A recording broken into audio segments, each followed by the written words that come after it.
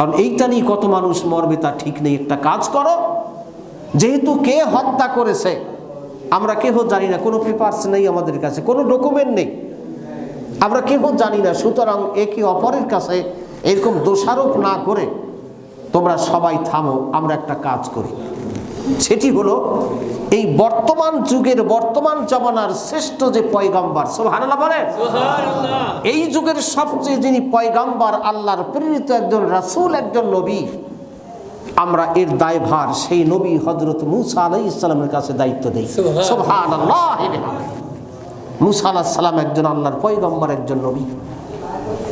সবাই নির্দ্বিধায় এই প্রস্তাবকে মেনে নিল যে হ্যাঁ, তা না হলে কে নিরীহ মানুষ মরবে তা ঠিক নেই, কত বছর নিয়ে এটা চলবে, এটা একটা ভালো একটা পরামর্শ।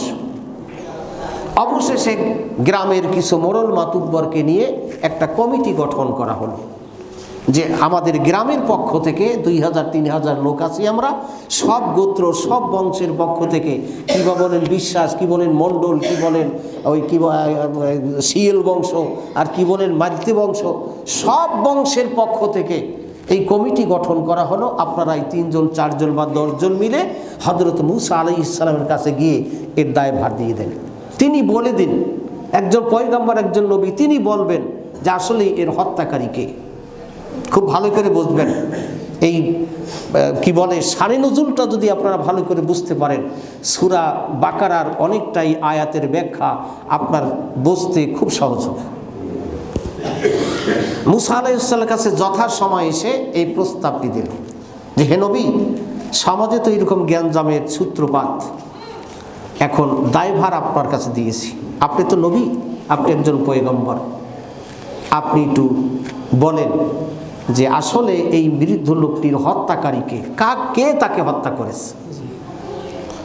এটি কি সে নিজে বলবে তা নয়। মূসা আলাইহিস সালাম কি আগাম গায়েব কিছু জানেন? কথা বলেন, নবী রাসূল গায়েব জানেন? আল্লাহ যখন তাকে জানান তখন বলে দেন।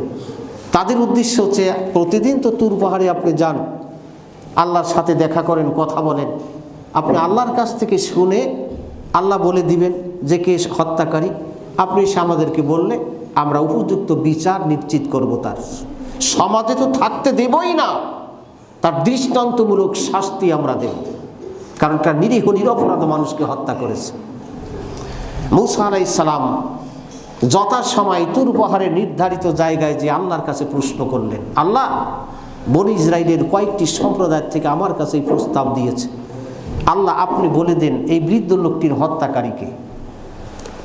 বিষয়টা এখন দেখেন, আল্লাহ তাআলা সরাসরি কিন্তু মূসা আলাইহিস সালামকে বলে দিতে পারতেন যে হে নবী, আপনি বলে দেন বিশ্বাস বংশের অমুকের ছেলে অমুক এই হত্যাটা করেছে, মালতি গোষ্ঠীর মালতি বংশের অমুকের ছেলে কি অমুকের নাতি এই কাজটা করেছে, এই সে হলো প্রকৃত হত্যাকারী। আল্লাহ তাআলা যদি মূসা নবীকে এই হত্যাকারীর নির্বাচন করে দিতেন, বিষয়টা দেখেন। এবার মূসা আলাইহিস সালাম এসে যদি বলতেন যে আমি আল্লাহর কাছে জিজ্ঞাসা করেছিলাম, আল্লাহর কাছে আমি প্রশ্ন করেছিলাম, আল্লাহ তাআলা আমাকে বলে দিয়েছেন ওই বিশ্বাস বংশের অমুকের ছেলে অমুক এই হত্যাকারী। এবার আপনারা দেখেন তো, মূসা নবী এসে বলার পরে এই বিশ্বাস বংশের লোকেরা হাতা গুটাইতো কিনা?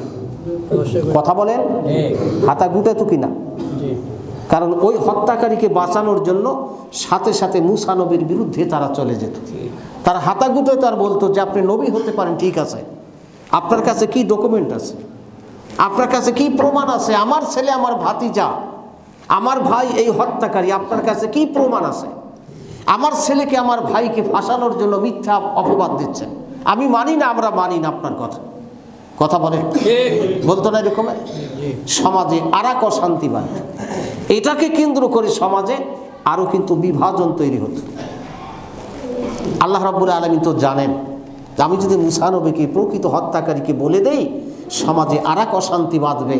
এমনকি মূসা নবীকে যারা অনুসরণ করে, নবী বলে মানে এবং জানে, এর ভিতর থেকেও একটা অংশ মূসা নবীর বিরুদ্ধে চলে যাবে, যে তার কাছে কোনো ডকুমেন্ট নেই, কোনো পেপারস নেই, আর মূসা নবী হঠাৎ করে আমার ভাই আমার ভাতিজা আমার ছেলের বিরুদ্ধে এর হত্যার অপবাদ দিচ্ছে, মারি না আমরা। সমাজে আরেক অশান্তি বাঁধবে। আল্লাহ রাব্বুল আলামিন সেটি জেনে মুসা নবীকে বললেন, হে মুসা, একটা কাজ কর। কত সুন্দর বিচার দেখেন। একটা কাজ করো, ওই বনি ইসরাইলের কাছে যে তুমি বলো তারা যেন একটা গরু জবাই করে। কি জবাই? একটা গরু জবাই করে। কোনো কন্ডিশন কিন্তু আল্লাহ তাআলা দেন নাই, খুব ভালো করে বুঝবেন। কোনো কন্ডিশন দেন নাই। বনি ইসরাইলদের কাছে যে বলুন তারা যেন একটা গরু জবাই করে।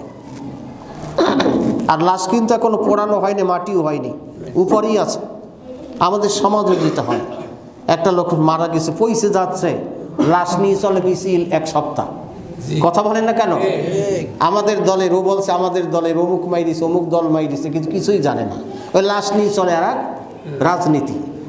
আমাদের দেশের অবস্থা হলো ময়ূরেও শান্তি নেই। কথা বলেন না কেন? ময়ূরেও শান্তি নেই, লাশ নিয়ে চলে রাজনীতি। এখান থেকে কবর দিয়েছে, আবার দেখা যাচ্ছে 15 দিন পর কবর থেকে আবার বের করছে। এবার ওর ডিএনএ হবে, আসলে কোন দলের কে মাইরিছে। ময়ূরেও শান্তি নেই। এমন এক দেশ, কথা বলেন না কেন? এমন এক দেশে আমরা বাস করছি, ময়ূরেও শান্তি নেই। মুসা আলাইহিস সালাম এসে যথাসময় তিনি বললেন, আল্লাহ রাব্বুল আলামিন আপনাদেরকে বলেছেন একটা গরু জবাই করতে। আচ্ছা, আমরা না হয় গরু জবাই করব। তারপর কি করতে হবে? ওই যে ইহুদি খ্রিস্টান কথায় কথায় শুধু নবী রাসূলদেরকে বিরক্ত করো, প্যাঁচ বাঁধানো, এক কথায় সরল পথটা দেখবে না, সব সময় প্যাঁচ বাঁধানো, কাজও করবে না, করতেও দেবে না। সমাজে এরকম এক শ্রেণীর মানুষ কিন্তু আছে, আলেম ওলামাদের সবসময় একটু বেকা চোখে দেখে। কথা বলেন না কেন? ভালো চোখে দেখে না। অথচ তদন্ত করলে যদি জিজ্ঞাসা করা হয়, তুমি যাকে বেকা চোখে দেখছো তার জীবনের একটা অন্যায় তুমি দেখাও, ও 42 গোষ্ঠী দেখাতে পারবে না, তারপরেও আলেম ওলামাদের বেকা চোখে দেখে। মুসা আলাইহিস সালাম বললেন, আল্লাহ তাআলা বলে দিয়েছেন একটা গরু জবাই করে,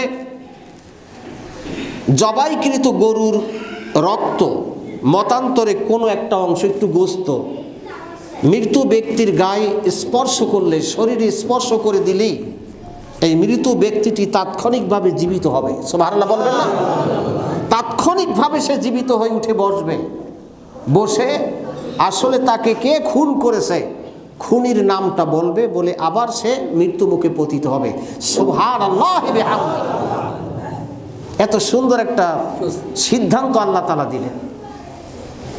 বনি ইসরাইল লোকেদের কাছে এসে যখন বলল যে এই করলেই প্রকৃত খুনি ওই মৃত্যু ব্যক্তিই বলে দেবে, কারো বলার দরকার নেই। ওই যে আরেকজন বললে স্বীকার করবে না, যাকে হত্যা করেছে সেই বলে দেবে তাকে কে হত্যা করেছে। আচ্ছা ঠিক আছে, সুন্দর একটি প্রস্তাব, আমরা তাই করব। বনি ইসরাইলদের আরেকটা গোত্র, আরেকটা গ্রুপ পরের দিন সকালবেলায় মুসা নবীর কাছে যেই বলতেছে, আচ্ছা মুসা, আপনি তো নবী, আপনি যেই কথা বললেন একটা গরু জবাই করতে হবে, গরু জবাই করলে গরু জবাইকৃত গরুর একটা অংশ মৃত ব্যক্তির শরীর স্পর্শ করলে জীবিত হয়ে বলে দেবে তাকে কে হত্যা করেছে, আমরা না হয় সেটা করব। আচ্ছা আল্লাহর কাছে একটু শুনে আসেন, গরুটার রং কেমন হবে? গরুটা কালো না লাল না সাদা না পাকড়, এরকম আছে না হরেক রকম, রংটা কেমন হবে? দেখেন সহজ পদ্ধতিটা কীরকম পেঁচাচ্ছে, কীরকম ব্যাখ্যা করছে। মুসা আলাইহিস সালাম যে পরের দিন আবার আল্লাহর কাছে বলেন, আল্লাহ ও বদমাশগুলো তো আর একটা পেঁচ বাঁধিয়েছে, গরুর রংটা বলে দিতে বলছে। আল্লাহ রাব্বুল আলামিন রংটা বলে দিলেন।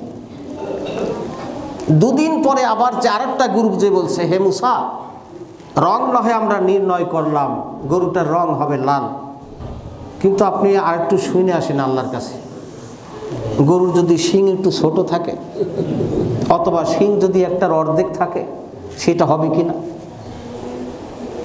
মানে দীর্ঘ সময় লাগবে। আবার বলছে যে গরুটা যদি একটা লেজ না থাকে, কি অর্ধেক আছে। আবার বলছে গরুটা যদি খোড়া হয়। আর একজন আবার যেই বলছে যে গরুটা যদি কোন কৃষি কাজে যদি ব্যবহার করা হয়ে থাকে এরকম হবে কিনা। এই হরেক রকম পেঁচবাদী বারবার এখানে মাসলাগত একটা বিষয়। আমরা যে কোরবানি করি, করেন আপনারা? কোরবানি করি, কোরবানিতে দেখেন হরেক রকম মাসলাগুলো এসেছে। শিং থাকতে হবে এতটুকু, দাঁত থাকতে হবে, তার চোখ থাকতে হবে, খোড়া হলে কি হবে, ওইখান থেকে যত রকম শর্ত জুড়ে দিয়েছে, ওই শর্তগুলো যদি বনি ইসরাইল না দিত, আজকে আমাদের জন্য কোরবানি সহজ হয়ে যেত। যে কোনো একটা গরু এনে আমরা কোরবানি করলেই আল্লাহর দরবারে কবুল হয়ে যেত। সুবহানাল্লাহ। হাজার রকম শর্ত ওইখানে জুড়িয়েছে। অবশেষে শেষ পর্যায়ে এসে এখন আর প্রশ্ন করার কোনো আর সুযোগও তারা পাচ্ছে না। যখন যা বলেছে মুসা আলাইহিস সালাম এসে প্রশ্নের জবাব দিয়ে দিয়েছে। যথাসময় সকল এলাকার, সকল বর্ণ, সকল গোত্র, সকল সম্প্রদায় যখন ঐক্যমত পোষণ করল যে আমরা সিদ্ধান্তে উপনীত হলাম আগামী সপ্তাহে অমুক তারিখে আমরা সেই গরুটি জবাই করব, আল্লাহ তাআলা যেটা নির্দেশ দিয়েছেন, নির্ণয় হয়ে গেল। আশেপাশের হাজার হাজার মানুষ দেখতে আসলো, বিধর্মীরাও বেশি আসলো। এত বড় আশ্চর্যজনক বিষয়, একটা মৃত ব্যক্তি জীবিত হবে জীবনে কোনোদিন শুনিনি। হাজার হাজার মানুষ সেখানে হাজির। যথাসময় গরু জবাই হলো, অর্থাৎ কোরবানি হলো। গরুর গায়ে জবাইকৃত গরুর রক্ত মতান্তরে একটা ঠ্যাং অথবা একটু গোস্ত মৃত্যু ব্যক্তির গায়ে যখনই স্পর্শ করেছে, আল্লাহর সিদ্ধান্ত আমাকে দর্শক দেখছে চোখের সামনে, মুসা নবীর মুজিজা চোখের সামনে দেখছে। হঠাৎ করে সঙ্গে সঙ্গে লোকটা উঠে বসে, চতুর্পাশে হাজার হাজার জনতা দাঁড়িয়ে আছে, সবাইকে তিনি সালাম জানাচ্ছেন। সুবহানাল্লাহ। সালাম জানিয়ে, ও বনি ইসরাইলের সম্প্রদায় লোক, তোমরা এইখানে শতধা বিভক্তে বিভক্ত, আমাকে আর কেউ হত্যা করেনি, আমি ওই সত্তার কসম, আমাকে হত্যা করেছে অমুকের ছেলে অমুক, যে আমার মেয়ের বিবাহের প্রস্তাব দিয়েছে। বলি সাথে সাথে আবার মৃত্যুর মুখে লোকটি পতিত হল। এই যে গরু জবাইকে নিয়ে, গরু কোরবানি নিয়ে যে হরেক রকম ফেকরা, হরেক রকম প্রশ্নের জবাব, আর এই সকল বিষয় নিয়ে এই সূরাটির মধ্যেই বিবরণ। এই জন্য সাধারণত সূরাটির নাম করা হয়েছে সূরা, কি বললাম, বাকারা, সূরা গরু। এবার বুঝতে পারছেন আপনারা? কথা বলেন না কেন? এই জন্য সূরাটির নাম সূরা আল বাকারা।